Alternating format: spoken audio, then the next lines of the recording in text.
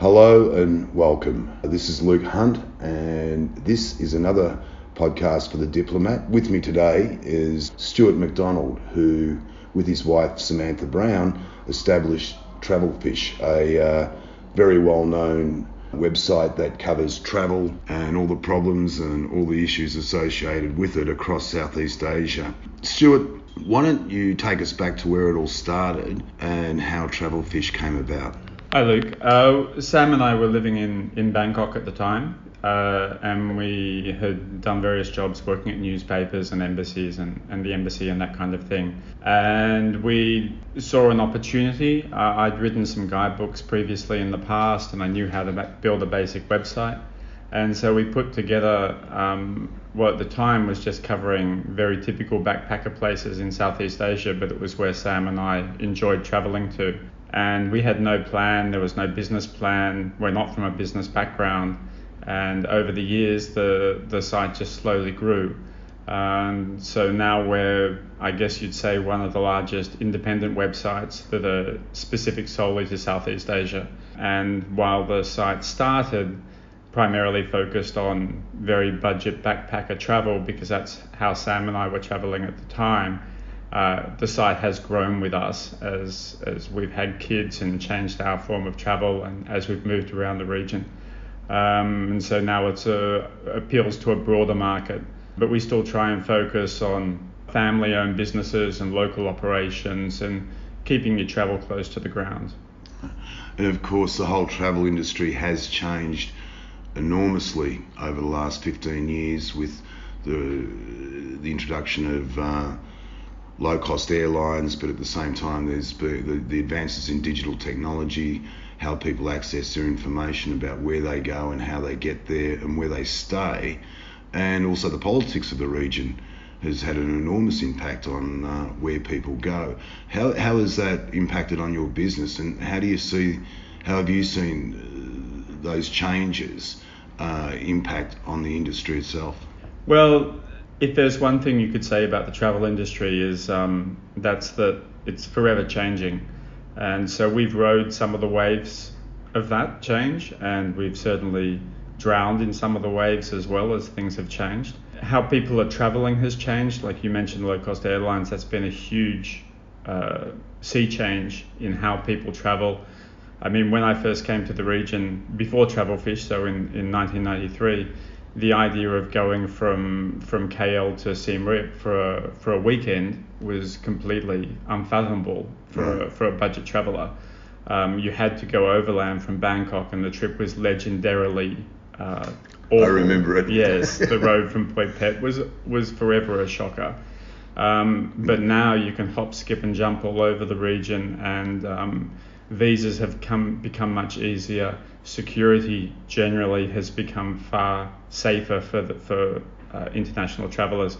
So it's become a much easier region to travel in. And simultaneously to that, like back in 93, everyone just had a book. You were either a Rough Guide person or a Lonely Planet person, at least in the crowd that I travelled in.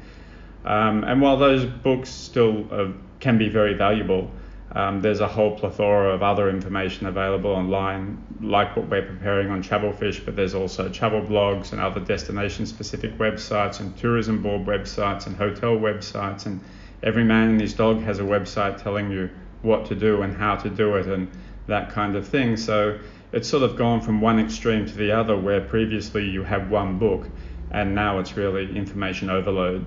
And it can be quite challenging for a newcomer to the region to sort of pare down their list of what they want to do, because you can find out so much from the couch before you even leave. Right. So that's one way it has changed for sure. Right. And I've always found that people outside the region tend to view Southeast Asia or ASEAN kind of as a block. Mm-hmm. And anybody who's lived in the region would know that that's not quite so, and that it's very patchy and that countries go up and down according to their politics. Thailand at the moment is not looking great, nor is Cambodia, but there have been times when both countries looked far more attractive for travellers and for business. Mm-hmm. And for access. How do you see the region shaping up in terms of the travel industry going forward? It's a very complicated issue. I mean, in 25 years we've seen Burma be closed and then open and become in vogue, and then off the back of the genocide there really dropped back off the map, at least for travellers from some countries.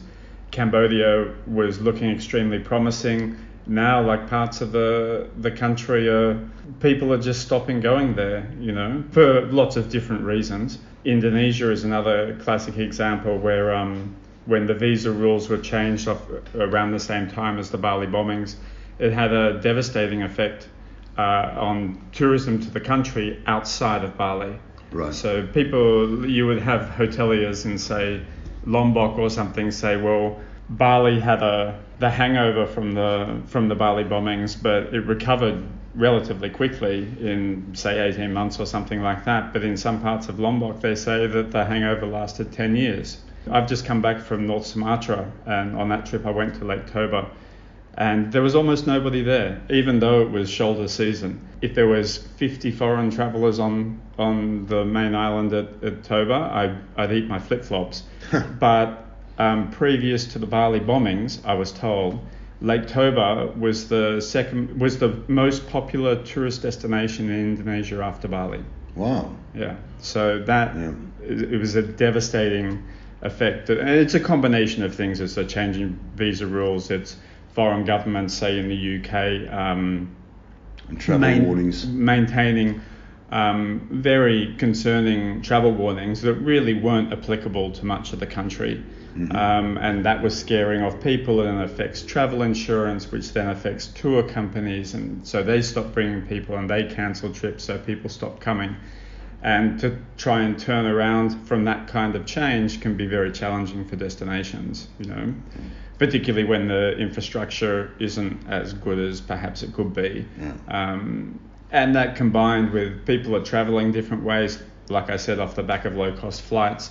The long travel trips, like backpackers taking a gap year, say from the UK, mm-hmm. and coming out to Southeast Asia for a year and spending 6 months in Indonesia, you just don't meet these people anymore. Well, I don't anyway. No, neither do I. They were a common sight in Thailand, Cambodia. There are, suburbs were dedicated to cheap hostels, cheap bars, and they all seem to have disappeared, or certainly what's left of them is a damn sight smaller.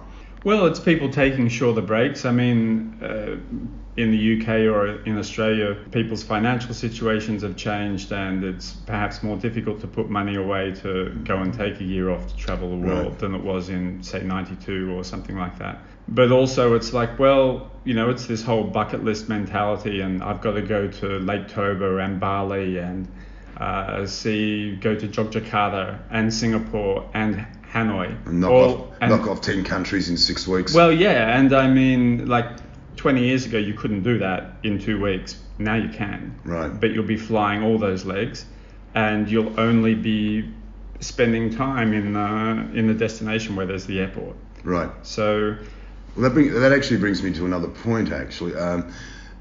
Say Thailand is a major hub for the region, and I have had quite a few people in the industry have said to me that you have your European tourists who it's cold, it's wet, it's miserable, we've got to get out of here for a few weeks, and often they look at the map and they'll say Southeast Asia or the Caribbean. Yep. They might want to go to Cambodia, but they'll see the headlines in Thailand, and that will be enough for them to say, we'll go to the Caribbean. Sure. I mean, people, like we have, again, using Indonesia as an example, but we'll have like Sinabung, a volcano in northern Sumatra, will erupt, and people will cancel their trip in Bali. And that's like having a volcano erupt in Istanbul and saying, I'm not going to go to Madrid. Right. And it's, people often think about it in the European context if they've been to Europe first as a traveller, and they're like, oh yeah, I can get the train from here to there or drive from here to there and it won't take very long. And then they get out here and realise that to travel 100 kilometres might take 10 hours. Well, it was like, as you mentioned before, the trip from the Thai border at Phuket to Siem Reap. I remember taking that trip once and it was 16 hours. Yeah. Now it's 3. Yeah, exactly. But yeah, people have changed how they travel. Their situations have changed. They've got shorter leave periods, that kind of thing. But people have also become more attuned to responsible travel and thinking about the politics that they travel, of the countries that they travel in. I mean, Burma is the prime candidate for that, but also Cambodia, Vietnam, Laos, Thailand. I mean, Thailand is like coated in Teflon. It doesn't seem to matter what happens there politically. The tourists keep coming. Right. And there's one argument that sort of says, well, I'm just going on holiday. I shouldn't have to do a PhD in human rights of the country to be allowed to go and lay on the beach. And I buy that. But in the same breath, it pays to know what's going on and make an informed decision. And more people are doing that. And we're seeing that, say, with what's happened in Burma, where at least for organised tour companies, inbound tours from, say, Western Europe, Canada, Australia, the numbers have collapsed, seriously collapsed. And Burma has pivoted to the Chinese market and the regional ASEAN tourists to make up the slack. And this is an issue with a lot of these governments who, month after month and year after year now, are coming out and boasting about their tourist numbers being up. And we all know that these numbers are simply boosted by the Chinese arrivals, and a lot of that's workers, a lot of that's in out Chinese tour buses into Chinese businesses. There's a term for it, zero sum tours. Yeah. Yeah, I mean, that is a part of it, but the majority of, at least to Indonesia, from what I understand, the majority of inbound Chinese tourism is now, they call them FITs, so they're not in groups. But there's still plenty of them. There's the whole South Asian market, which is really picking up as well. Middle class Indians coming to Thailand or Laos or Indonesia, Malaysia or wherever. And also the Middle Eastern market, particularly to Indonesia and Malaysia, because they're so appealing from halal tourism, that whole medical tourism, Bangkok as well. So these are really large potential markets that are coming online. And like you say, you have the governments sort of going, yeah, we're going to increase tourism 10% year on year and that kind of thing. But you don't hear a lot of people from the governments talking about how sustainable this growth is, talking about over-tourism, talking about the environmental costs of this kind of thing. So the first time I went to Thailand, which was in 93, tourism from memory was around 7.5 million per year. Now, last year, I think it was about 38 million. Right. Okay, so you've got, what is that? That's like a 500% increase, something like that. In that period, the number of beaches and islands in Thailand hasn't changed. Thailand hasn't found 500% new islands to send people to. So sometimes these very fragile environments are dealing with 100-fold number of people that used to go there. And there's really not a lot of thought, at least at a governmental level, about how to address what's going to be left in another 20 years. And we go back just a few weeks ago, they announced that PP was going to be basically closed indefinitely. The lovely island in Thailand, which the locals are complaining about, but the locals moved in after everybody else was annihilated in the tsunami in 4. It was Christmas. Boracay in the Philippines has had a similar experience, and I suspect that Gaia Island and the national park off the coast of Kota Kinabalu may well follow suit. And I was asked, about the locals and how they're up in arms and screaming about this, but at the end of the day, if you kill your own product, you don't have a business model. Well, yeah, exactly. I mean, what's going to be left for the people, for my children to go and see? Right.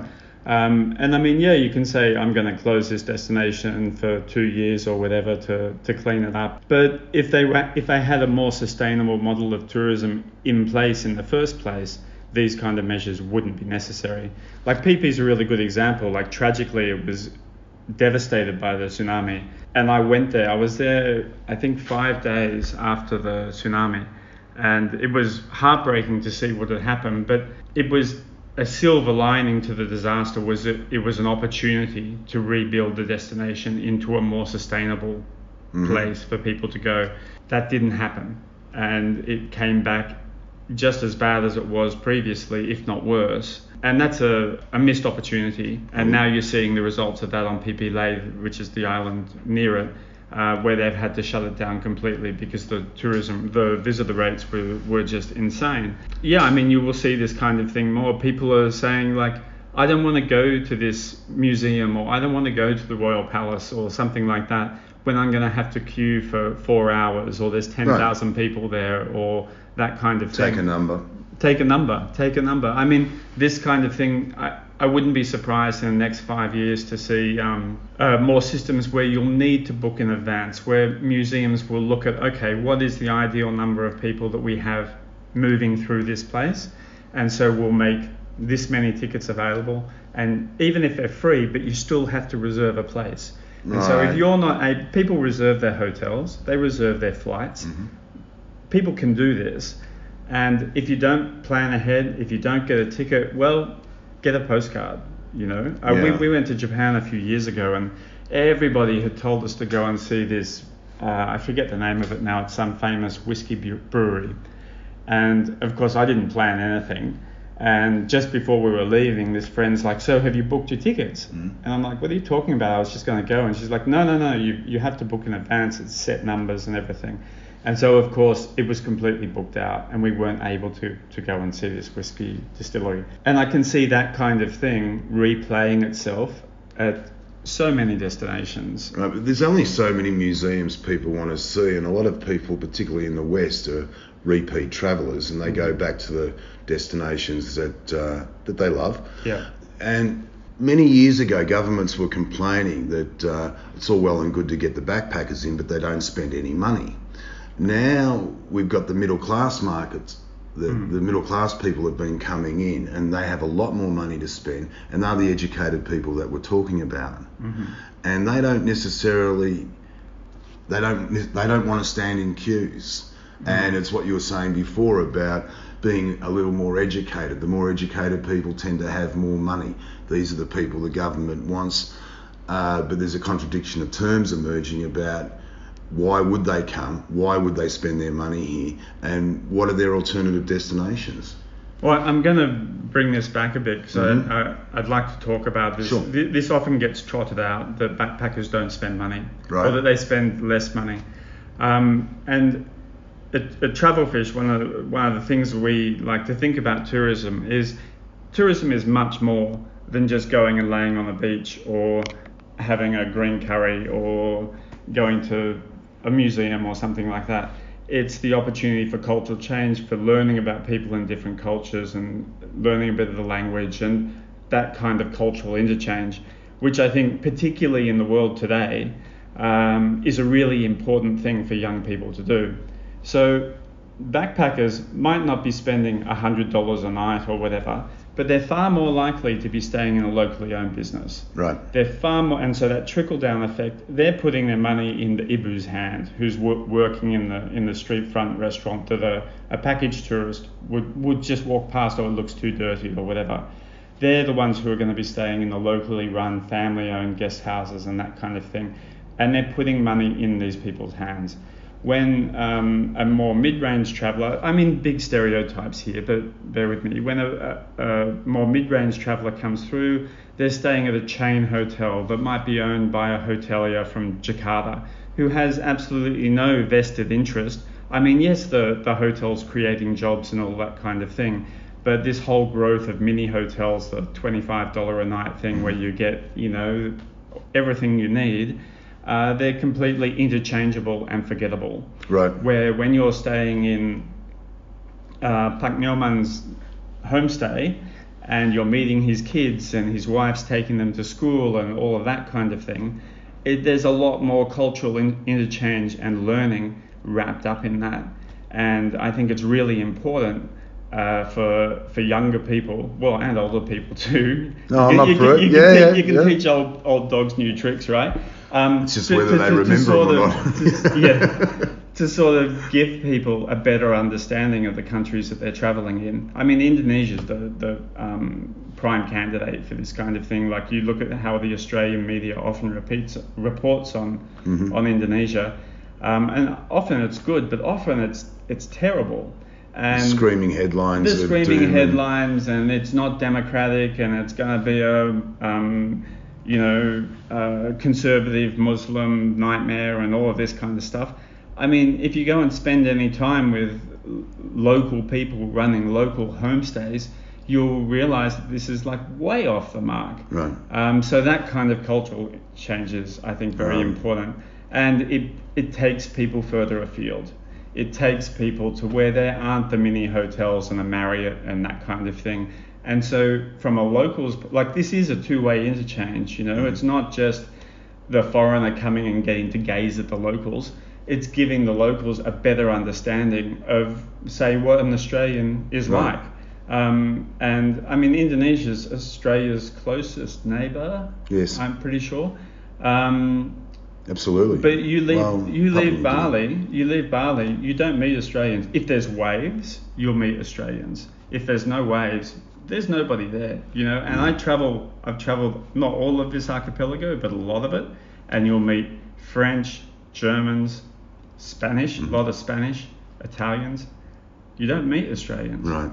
But you go to, like, the cafe opposite my house in Seminyak, and there's more Australians in there than I'll meet in like 2 months in eastern Indonesia. Sure. I remember the first time I came to Bali was in 1984, and about not long after I got back home, there was a 60 Minutes report, which is all about Australians dying in Bali, and if you go to Bali, you're risking your life. When the actual numbers it was an atrocious report. It was hysterical. The actual numbers were not any different to what they are now in terms of there was no spike in Australians dying here at all. It was basically a drummed up report. But I did admire the local sense of humour, because they all produced these T-shirts that, well, I shouldn't say it, but they basically said, fuck your 60 Minutes, I had a brilliant time in Bali. But we've seen these things come and go over the years. I mean, for people who have never been to the region, it doesn't matter what country you're going to, it can be not a scary, but you thought, is it safe? Am I going to get robbed? Blah, blah, blah, blah, blah. And each of the countries in the region gets its own flack for a different kind of issue. So in Indonesia, it's terror, right? You're far more likely, like 100-fold times likely, to have a problem here because you're riding a motorcycle without a helmet. That's absolutely the easiest way to die in Indonesia. Drinking tainted alcohol, right? So distilled bodgy alcohol. That's probably the second most likely. And after that, it tapers off to almost nothing. Right. You wouldn't. I mean, the dodgy booze does get like some media coverage, but the motorcycle thing, I mean, we see it all the time where I live. Dropping my kids off to school, and you see these tourists riding past without a helmet. I mean, it does my head. Well, it's been a big issue elsewhere in the region. Certainly in Cambodia, where there was a big push by the embassies to get people to wear motorbike helmets, and simply because there's access to brain surgeons, which you kind of, if you fall off a motorbike, you may well need, and the cost of being medevaced to one is extraordinary, and people just don't think about these things. Well, I mean, you go overseas, you pack your clothes and your laptop and your guidebook and your toothbrush and all that kind of thing, but you don't pack your brain. I mean, this is the thing. People behave like this. Would you drive a motorcycle without a helmet, without a license in your home country? Wouldn't be allowed. You wouldn't be allowed. I would say 90% at least of the tourists you see riding around here are not doing it legally, and they most likely wouldn't do it in their home country. I have seen some absolute absurd behaviour. That's spectacular. In Bali. It's been extraordinary. Just going back to what you were saying before about local homestays, because the arrival of the Chinese in such vast numbers in, say, Cambodia, 2 million alone, which is enormous in a population of just 15 million. We did have these, and it was the same in Bali and in big chunks of Bangkok and elsewhere. All these businesses that had been geared around Western consumers, the bars, the restaurants, and now they're just empty. And the Chinese don't spend money. they don't spend money in those types of bars. They spend money in the whole concept of guangzi, which is the family-owned businesses and bars that have been established deliberately just to deal with them, and it seems to have undermined the industry enormously across the region. Or is that being too strong? I wouldn't say it's undermined it, but it's certainly changed it. I mean, every nationality comes to a destination wanting different things. Right. You know, I mean, Australians might come here looking for, I don't know, beer. I don't think there's anything wrong with tourism changing over time as it caters to different tastes, because before anybody was coming here, there was none of this kind of stuff. There were no Western orientated bars or cafes where you could get a soy milk smoothie bowl or whatever. But the numbers I'm not a fan of smoothie bowls, I guess. But I mean, so I guess you could argue that the first wave was Western tourists, and this is another wave of tourists coming through. But in between that is and this is certainly the case here in Indonesia and also in Thailand, is there's this huge wave of domestic travel. Right. So the number one nationality of visitor to Bali is Indonesian. Okay. Right. So there's a lot more. All of these countries have their growing middle class, and they all want to travel too, and they want different things to what Westerners want as well. Sure. So I mean, there is that as well, and this is again coming back to Nyoman's homestay. When I was traveling in the 90s, primarily in Thailand, Laos, Cambodia, the chance of meeting a Thai backpacker or a Lao backpacker or a Khmer backpacker was zero. Zero. Yeah. Absolutely zero. Now it's common. Like, you know, I still spend more time in dorm rooms than I probably should for someone of my age, but I do.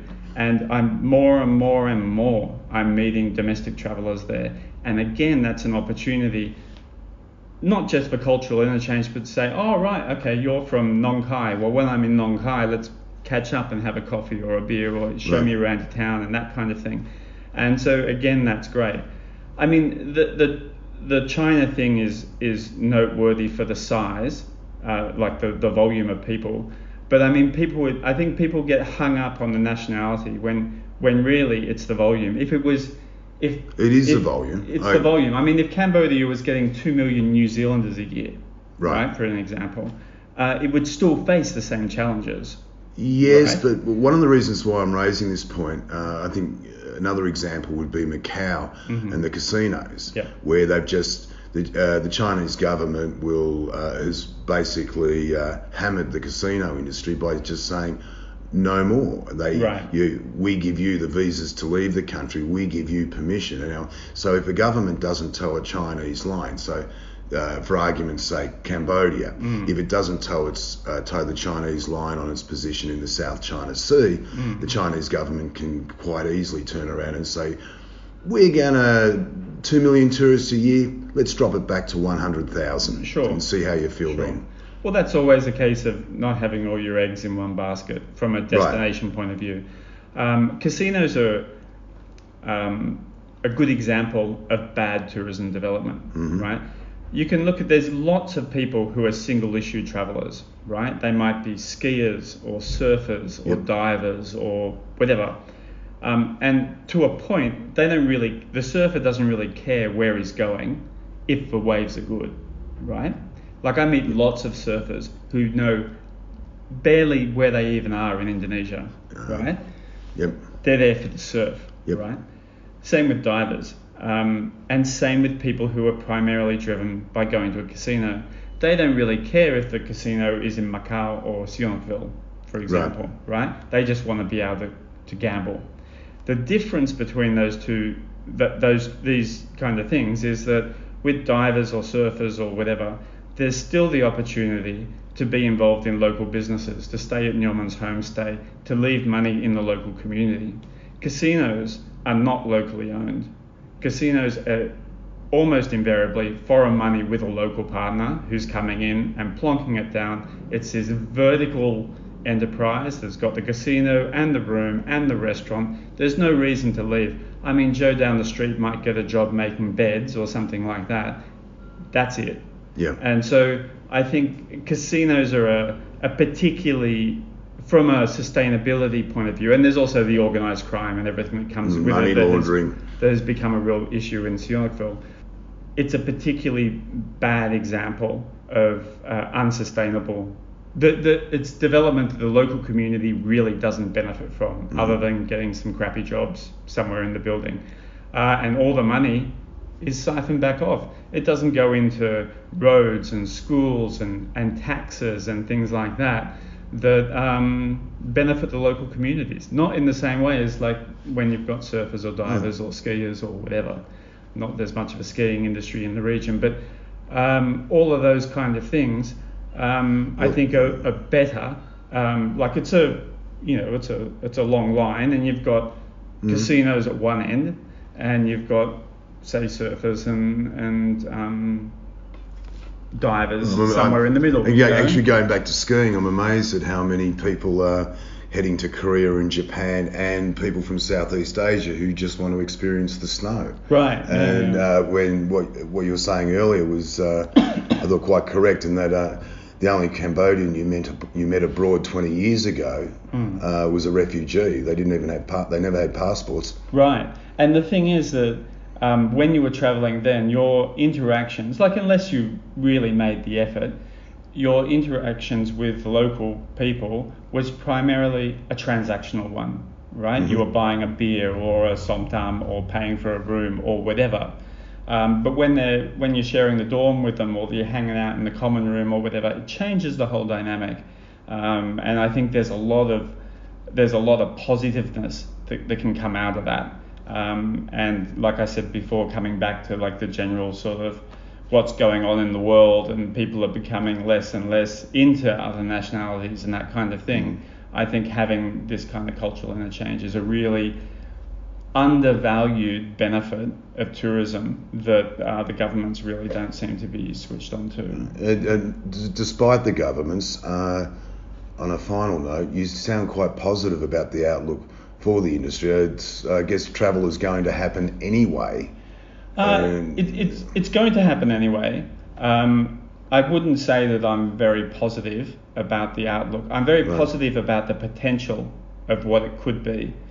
I don't see that being realised, at least in the short term, on a grand scale. I mean, you see small pockets of really interesting community-focused tourism that's going on that is heartening. But for every project like that, there's something like Sihanoukville, which is a disaster area. Yes.